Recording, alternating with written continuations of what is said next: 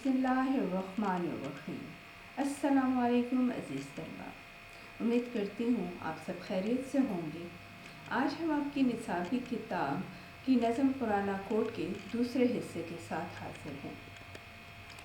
نظم پرانا کوٹ جو کل ہم نے پڑھا، اس میں ہم نے سب سے پہلے نظم کی تعریف پڑھی، نظم کی اقسام پر بات کی، حیت پر بات کی اور شاعر کے تعارف پر بات کی۔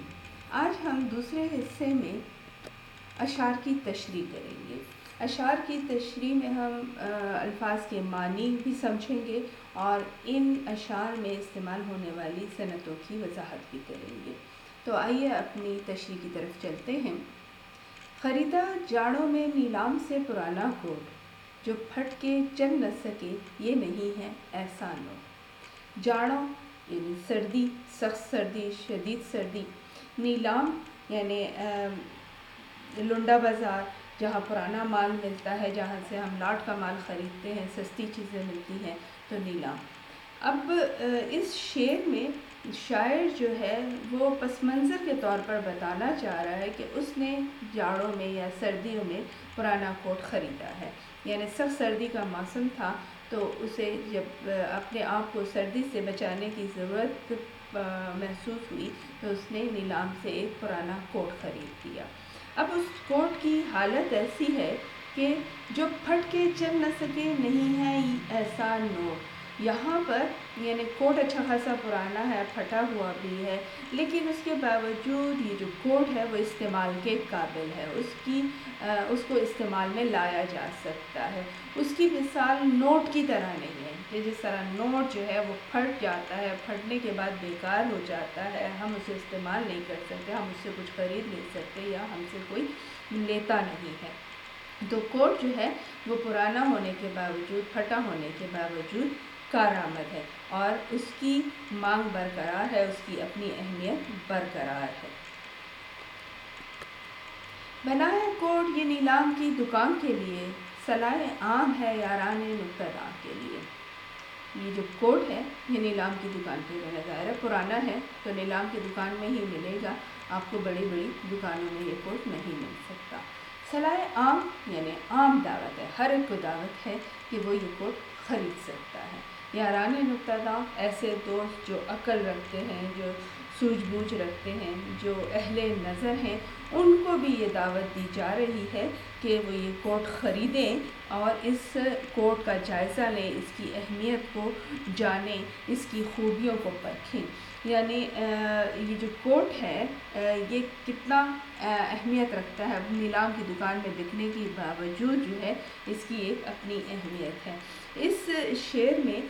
شاعر نے غالب کا مصرع استعمال کیا، یہ دوسرا مصرع ہے جو واوین میں بند ہے، صلاح عام ہے یاران نکتہ داں کے لیے، یہ غالب کا مصرع ہے اور اسے تضمین کہتے ہیں۔ اس پر شاعر نے اپنا مصرع لگا دیا ہے کہ بنا ہے کوٹ یہ نیلام کی دکان کے لیے، یعنی شاعر نے کوٹ کا نیلام کی دکان میں بکنے کی اہمیت بتائی ہے اور اس کے بعد جو ہے نا وہ یہ بتایا ہے کہ ہر عقل والے شخص کو بھی اطلاع دے دو، اس سے بھی یہ دعوت دو کہ وہ آ کر اس کوٹ کو خریدے، اسے دیکھے، اس کی اہمیت کو جانے اور اسے استعمال کریں۔ صنعت تضمین کیا ہوتی ہے کہ جب کوئی شاعر اپنے کسی شعر میں کسی دوسرے شاعر کا مصرع یا مصرعے کا کوئی حصہ استعمال کرے تو یہ عمل صنعت تضمین کہلاتا ہے۔ اس عمل کو گرہ لگانا بھی کہتے ہیں۔ اس کی پہچان یہ ہے کہ کلام میں ایسے الفاظ یا مصرعے کو واوین کی علامت کے ساتھ لکھا جاتا ہے۔ تو یہ جو پرانا کوٹ میں شعر ہے، بنا ہے کوٹ یہ نیلام کی دکان کے لیے، یہ پہلا مصرع سید محمد جعفری کا اپنا مصرع ہے اور صلاح عام ہے یاران نکتہ داں کے لیے یہ غالب کے شعر کا ایک مصرع ہے۔ غالب کا شعر یوں ہے: ادائے خاص سے غالب ہوا ہے نکتہ سرا، صلاح عام ہے یاران نکتہ داں کے لیے۔ بڑا بزرگ ہے یہ آزمودہ کار ہے، یہ کسی مرے ہوئے گورے کی یادگار ہے۔ یہ اس کوٹ کی عمر بہت زیادہ ہے، یعنی یہ بزرگ ہے، بزرگ ہم بڑی عمر کے لوگوں کو کہتے ہیں، بڑی عمر والے یا بڑے تجربہ کار لوگوں کو ہم بزرگ کہتے ہیں، جنہوں نے دنیا دیکھی ہوتی ہے، دنیا میں اپنی زندگی میں کئی تجربات کر چکے ہوتے ہیں، تو وہ بڑے تجربہ کار لوگ ہوتے ہیں۔ تو یعنی یہ جو کوٹ ہے یہ بھی بڑا بزرگ ہے اور تجربہ کار ہے۔ یہاں پر استعارے کی صنعت استعمال ہوئی ہے، اور پھر بتایا گیا ہے کہ یہ کسی مرے ہوئے گورے کی یادگار ہے۔ گورے سے مراد انگریز کی طرف اشارہ ہے، یعنی وہ انگریز مر چکا ہے اور اپنی یادگار کے طور پر وہ ہمارے پاس یہ کوٹ چھوڑ گیا ہے، یعنی ہم اس کی کوٹ سے کوئی بات جان سکتے ہیں، اس کو یاد کر سکتے ہیں، اس کی اہمیت کو جان سکتے ہیں۔ اب یعنی استعارہ کیا ہوتا ہے کہ کوٹ کے لیے جو ہے بزرگ کا استعارہ استعمال کیا گیا ہے اور اسے تجربہ کار بتایا گیا ہے۔ استعارہ کے لغوی معنی ادھار لینے کے ہیں، لیکن کلام میں جب کوئی لفظ اپنے حقیقی معنوں کی بجائے مجازی معنوں میں استعمال ہو اور اس کے حقیقی اور مجازی معنوں میں تشبیہ کا تعلق موجود ہو، اسے استعارہ کہتے ہیں۔ حقیقی معنی یعنی جو لفظ جیسے بولا جاتا ہے اس کا اصل مطلب کیا ہے، جیسے بزرگ ہے تو بزرگ ہم بڑی عمر کے لوگوں کے لیے یہ لفظ استعمال کرتے ہیں۔ مجازی یعنی جو اس کے حقیقی معنی نہ ہوں۔ اب کوٹ کے لیے بزرگ کا لفظ استعمال کرنا تو یہ اس کے پھر مجازی معنیوں میں آئے گا۔ دونوں میں یعنی پرانا ہونے کی وجہ سے بزرگ زیادہ عمر ہونے کی وجہ سے بزرگ کہلاتے ہیں اور کوٹ پرانا ہونے کی وجہ سے بزرگ کہلا رہا ہے، تو ان دونوں میں تشبیہ کا تعلق موجود ہے، یعنی بڑا بزرگ ہے، یہ آزمودہ کار ہے، یہ بزرگ ہونے کی وجہ سے اور تجربہ کار ہے، تو کوٹ بھی پرانا ہونے کی وجہ سے تجربہ رکھتا ہے، یعنی اس سے ہم ایک خاص بات سیکھ سکتے ہیں۔ تو ایسے میں یعنی کوٹ کو بزرگ کہا گیا ہے اور اسے آزمودہ کار بتایا گیا ہے۔ پرانی وضع کا بے حد عجیب جامہ ہے، پہن چکا اسے خود واسکو ڈی گاما ہے۔ پرانی وضع یعنی پرانے انداز کا، بے حد عجیب جامہ ہے یعنی بڑا عجیب لباس ہے۔ یہ جو کوٹ ہے، پرانا کوٹ ہے، کہتے ہیں یہ بڑے ہی عجیب انداز کا کوٹ ہے، بڑے ہی عجیب طریقے سے یہ بنا ہوا ہے، بڑے پرانے فیشن کا ہے، لیکن اس کی اہمیت کیا ہے کہ اسے واسکو ڈی گاما نے پہنا ہے۔ اب واسکو ڈی گاما جو ہے یہ صنعت تعلیمی استعمال ہوئی ہے، کیونکہ یہ ایک صدیوں پرانا پرتگیزی ملاح تھا جو جگہ جگہ کی سیر کیا کرتا تھا، اور جو واسکو ڈی گاما ہے یہ 1494 میں ہندوستان ہی آیا تھا۔ تو اس کی یعنی اس پرانے کوٹ کی جو بڑا ہی عجیب لباس ہے، ایک پرانے فیشن کے طرز کا یہ لباس ہے اور اسے واسکو ڈی گاما نے پہنا ہے۔ اب صنعت تلمی کی تعریف بھی دیکھتے ہیں کہ کلام میں کسی تاریخی واقعے یا کردار کا ذکر لانا تلمی کہلاتا ہے۔ اس نظم کے اس مصرعے میں ہم نے دیکھا کہ واسکو ڈی گاما جو ہے وہ تلمی ہے۔ واسکو ڈی گاما ایک مشہور پرتگالی جہاز ران اور سیاح گزرا ہے جس نے اپنی زندگی کا ایک عرصہ دنیا کی سیر میں گزارا ہے۔ وہ 1494 میں ہندوستان کی بندرگاہ کالی کٹ پہنچا تھا، اور یہی اس کی اہمیت بھی ہے کہ یہ پرانا کوٹ بھی ہندوستان آیا ہے اور اسے واسکو ڈی گاما نے پہنا تھا۔ ندی کوہنیوں پر اس کی خستہ سامانی، پہن چکے ہیں اسے ترک اور ایرانی۔ اب یعنی یہ جو کوٹ ہے یہ کوہنیوں سے پھٹا ہوا بھی ہے، خستہ سامانی ہے، اس کی حالت بری ہے۔ تو کوٹ جو ہے کہتے ہیں یہ کوہنیوں کے قریب سے پھٹا ہوا ہے، یہ بالکل بیکار ہے، اس کی حیثیت جو ہے نا وہ معمولی معلوم ہوتی ہے، لیکن اس پر جانے کی ضرورت نہیں ہے، اس پر کوئی اثر نہیں پڑنے والا، کیونکہ آپ یہ بھی دیکھیں کہ اسے ترک اور ایرانی پہن چکے ہیں۔ اب ترک اور ایرانی دنیا میں ایسے یعنی حکمران گزرے ہیں، ایسی بادشاہی والی خاندان اور نسلیں گزری ہیں جنہوں نے ایک لمبے عرصے تک دنیا پر حکمرانی کی ہے۔ تو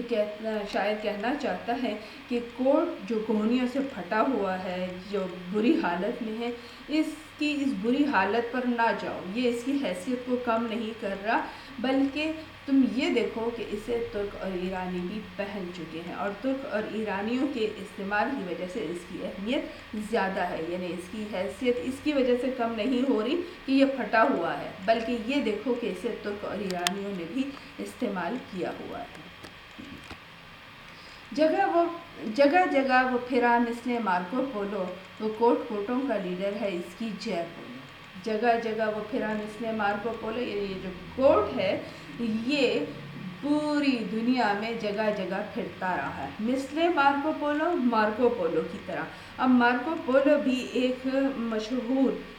سیاح تھا جس کا تعلق وینس سے تھا، اور یہ بھی پوری دنیا کی سیر کرتا رہا ہے، تو یعنی کوٹ کے جگہ جگہ پھرنے کو مارکو پولو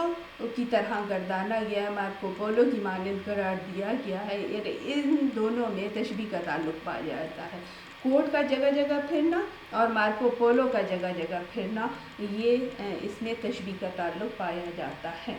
تو وہ کوٹ کوٹوں کا لیڈر ہے، اس کی جے بولو، یعنی اس کی ایک اور خاص بات یہ ہے کہ یہ جو کوٹ ہے یہ تمام کوٹوں کا لیڈر ہے، سب سے پہلا کوٹ یہ بنا ہوا ہے، اس کی اہمیت سب سے زیادہ ہے، تو یہ کوٹوں کا چونکہ لیڈر ہے تو اس کے لیے زندہ باد کا نعرہ لگاؤ۔ ہمارے ان سیاسی میدانوں میں آپ دیکھ سکتے ہیں کہ ہمارے لیڈر آگے آگے ہوتے ہیں اور اس کے جیالے پیچھے سے نعرے لگاتے ہوئے زندہ باد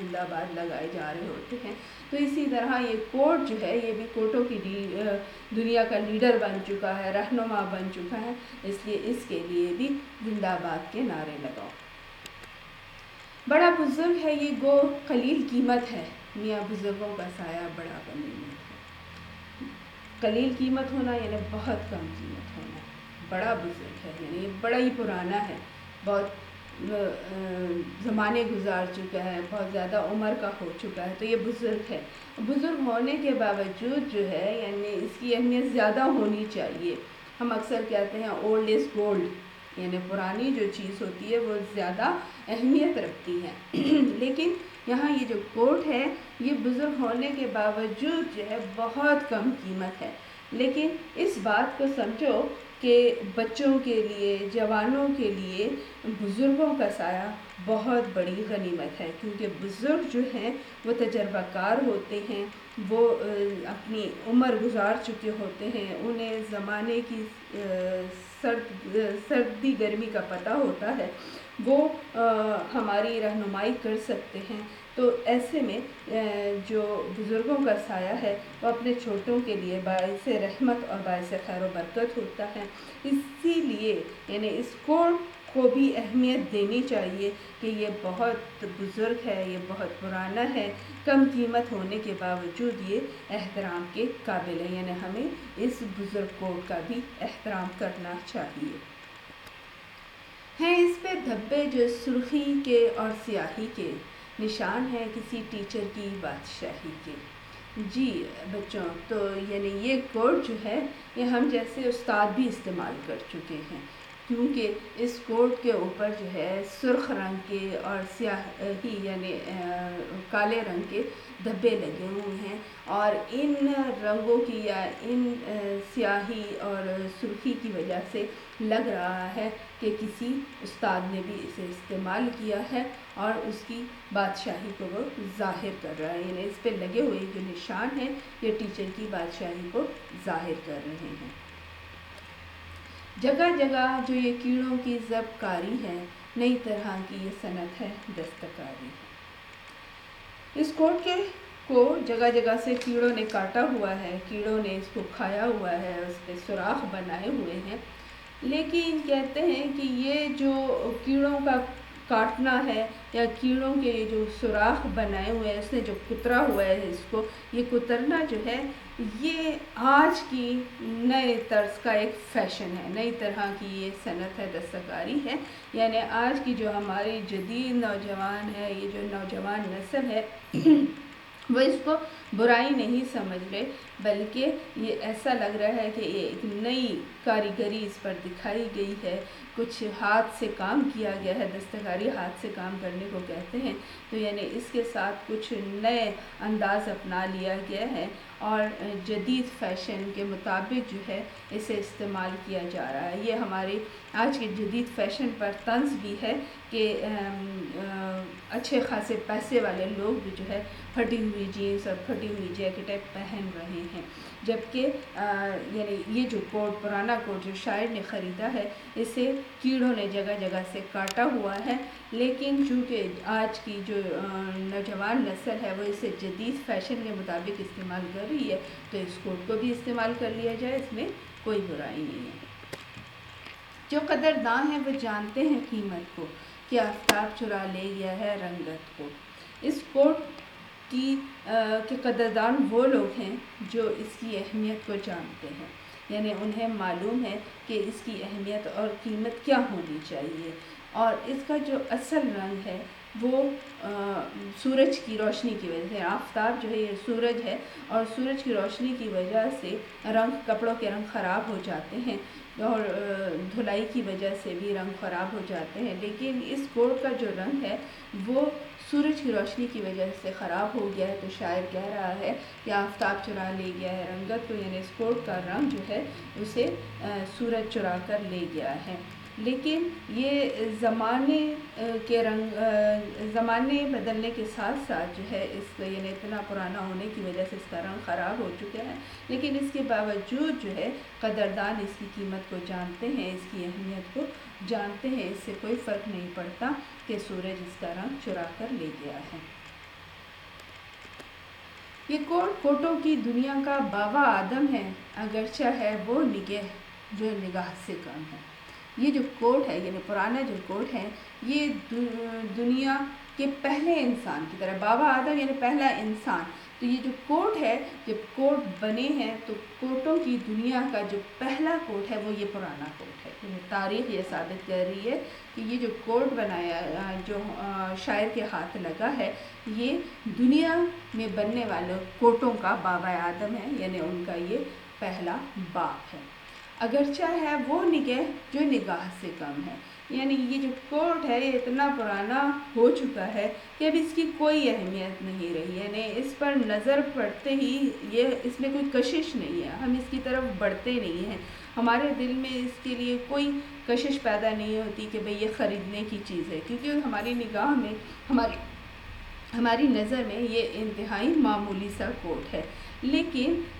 پھر بھی اگر دیکھا جائے تو چونکہ یہ دنیا کے کوٹوں کا باپ قرار دیا گیا ہے تو پھر اس کی ایک اہمیت بنتی ہے، اور پہلا کوٹ ہونے کی وجہ سے یہ ایک تاریخی حیثیت رکھتا ہے، ورنہ دنیا کی نظروں کے سامنے جب اس پر پہلی نظر پڑتی ہے تو یہ کسی کو متاثر نہیں کرتا۔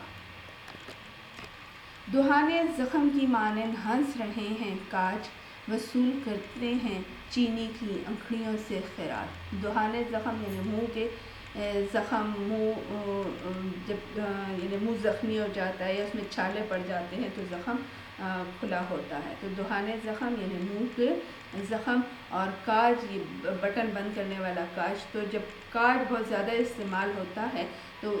وہ کھل سا جاتا ہے، اور یہ کاج کا کھلنا یہاں پر دہانے زخم یعنی منہ کے زخم سے شاعر نے اس کو تشبیہ دی ہے کہ کوٹ کا جو بٹن ہم بند کرتے ہیں تو اس کی وجہ سے کاج کافی پرانے ہو گئے ہیں اور کاج کا منہ کھل گیا ہے، اس وجہ سے وہ ایسے دکھ رہے ہیں جیسے منہ کے زخم ہو، یعنی منہ کے زخم کی مانند وہ نظر آ رہے ہیں۔ اور وصول کرتے ہیں چینی کی انکھڑیوں سے خراج، چینی یہاں چینی نسل کی طرف یعنی چائنیز کی طرف اشارہ ہے، ان کی آنکھیں چھوٹی چھوٹی ہوتی ہیں تو ان کی آنکھوں کو انکھڑیاں کہا گیا ہے، وہ اس سے داد وصول کرتے ہیں، یعنی جب کاج کے پھٹے ہونے کو دیکھا جائے تو ایسا لگتا ہے جیسے کوئی چینی باشندہ جو ہے وہ اپنی چھوٹی چھوٹی آنکھوں سے ہمیں دیکھ کر داد وصول کرنا چاہتا ہے۔ اب اس میں ذرا تشبیہ کی وضاحت بھی دیکھ لیں کہ ایک چیز کو مشترک خصوصیت کی وجہ سے دوسری چیز کی مانند قرار دینا، جیسے دہانے زخم کی مانند ہنس رہے ہیں کاج۔ اس مصرعے میں کاج کے منہ کے کھلنے کو منہ کے زخم کی مانند بتایا گیا ہے، یعنی منہ میں جب چھالے پڑتے ہیں، زخم پڑتا ہے تو وہ زخم کا منہ کھلا ہوا ہوتا ہے اور انتہائی برا معلوم ہوتا ہے۔ اسی طرح کاج، بٹن کا جو کاج ہے وہ بہت زیادہ استعمال ہونے کی وجہ سے اس کی بھی شکل بگڑ جاتی ہے، تو کاج کا منہ کھلنا اور زخم کا منہ کھلنا یہ شاعر نے ایک دوسرے کی تشبیہ کے طور پر استعمال کیا ہے، یعنی یہ جو کھلنا ہے، ایک طرح کا کھلنا، یہ مشترک خصوصیت بتائی گئی ہے۔ جگہ جگہ جو یہ دھبے ہیں اور چکنائی پہن چکا ہے کبھی اس کو کوئی حلوائی۔ اب کوٹ پر چکنائی کے بھی داغ ہیں، یعنی اس پہ تیل کے داغ دھبے لگے ہوئے ہیں۔ اب یعنی جو کوٹ پر جگہ جگہ داغ لگے ہوئے ہیں، چکنائی کے داغ لگے ہوئے ہیں، اس کو دیکھ کر ایسا معلوم ہوتا ہے کہ جیسے اسے کوئی حلوائی بھی پہن چکا ہے، کیونکہ حلوائی کا کام تو مٹھائی بنانا ہوتا ہے، اس کا کام گھی، تیل اور چکنائی کا استعمال ہوتا ہے۔ اب جب وہ پہن کر حلوے بنائے گا تو چکنائی کے داغ تو لگیں گے، اور یہی چکنائی کے جو داغ ہیں وہ یہ ثابت کر رہے ہیں کہ جیسے اسے کسی حلوائی نے بھی استعمال کیا ہے۔ گزشتہ صدیوں کی تاریخ کا ورق ہے کوٹ، خریدو اس کو کہ عبرت کا ایک سبق ہے کوٹ۔ گزشتہ صدیوں یعنی جو زمانے گزر چکے ہیں، جو صدیاں گزر چکی ہیں، جو سینکڑوں سال گزر چکے ہیں، اس میں تاریخ کی کتابیں بھی لکھی گئی ہیں، ہمارے پاس گزرے ہوئے زمانوں کی تاریخ موجود ہے۔ یہاں پر کوٹ کو تاریخ کا وقت قرار دیا گیا ہے، یعنی یہ وہ کتابوں کا صفحہ نہیں ہے، بلکہ کوٹ کی جو حیثیت ہے، کوٹ کی جو حالت ہے،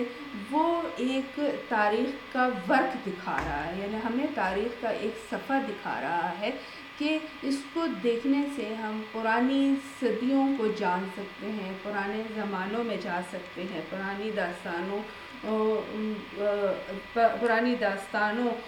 سے عبرت حاصل کر سکتے ہیں کہ اس میں تاریخ کا کون سا پہلو چھپا ہوا ہے۔ خریدو اس کو کہ عبرت کا ایک سبق ہے کوٹ۔ اور آخری یعنی نظم کے اس آخری مصرعے میں شاعر جو ہے وہ ہمیں تلقین کر رہے ہیں کہ اس کوٹ کو خریدو اور اس سے سبق حاصل کرو، کیونکہ یہ ہمیں ایک عبرت، اس میں ایک عبرت پوشیدہ ہے جس کو دیکھ کر ہم یہ سیکھ سکتے ہیں کہ وقت کے بے رحم ہاتھوں سے یہ قیمتی کوٹ کس طرح ہم تک پہنچا اور اس کی کیا حالت بنی۔ امید کرتی ہوں کہ آپ لوگوں کو یہ تشریح سمجھ میں آ چکی ہوگی۔ انشاءاللہ اگلے سبق میں ہم اس نظم کے مشقی کام کے ساتھ حاضر ہوں گے۔ بہت شکریہ۔